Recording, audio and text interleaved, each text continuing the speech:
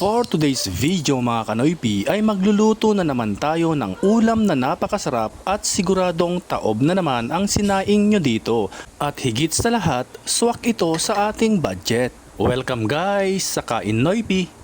Sa isang lutuan magpainit tayo ng mantika.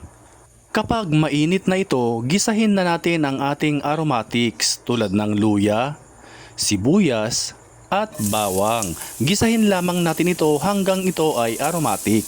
At kung umabot sa inyo ang video na ito, paki-comment naman mga kanoypi saang lugar kayo nanonood para alam namin kung saang lugar nakaabot ang video na ito.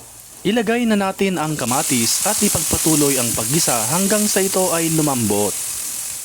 Ilagay na natin ang ginayat na papaya. Haluin natin ito ng maigi at gisahin natin ng bahagya.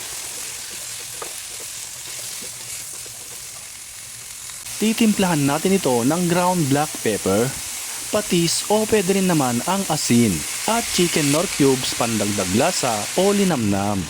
Haluin natin ito ng maigi. Takpan at isimmer natin ng ilang minuto lamang sa katamtamang apoy. Medyo malambot na ang papaya at this point kaya ilalagay na natin ang kakanggata o coconut cream.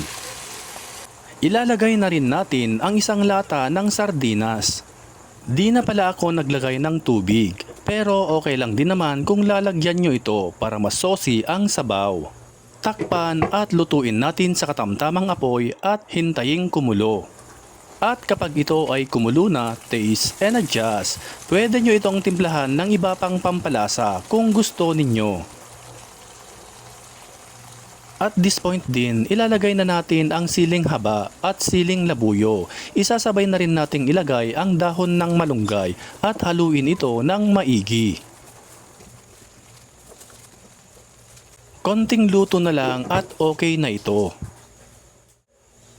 At finally, luto na ang ating ginataang papaya na may sardinas. Hanguin na natin ito at ihanda na ang maraming kanin dahil siguradong mapapakanin ka nito sa sobrang sarap. Shoutout nga pala sa lahat ng mga kanoypi natin worldwide, lalo na kay Spencer Alon-Alon from San Pedro, Laguna, Sunny Marciano from Baguio, Henry Purificacion from Florida, USA, at Geoffrey Lapay from Guam. Maraming salamat po sa inyong walang sawang pagsuporta. At kung di ka pa nakafollow sa aming page ay mag-follow ka na para updated ka lagi sa aming bagong recipe. Hanggang dito na lamang. Kain na mga kanoypi!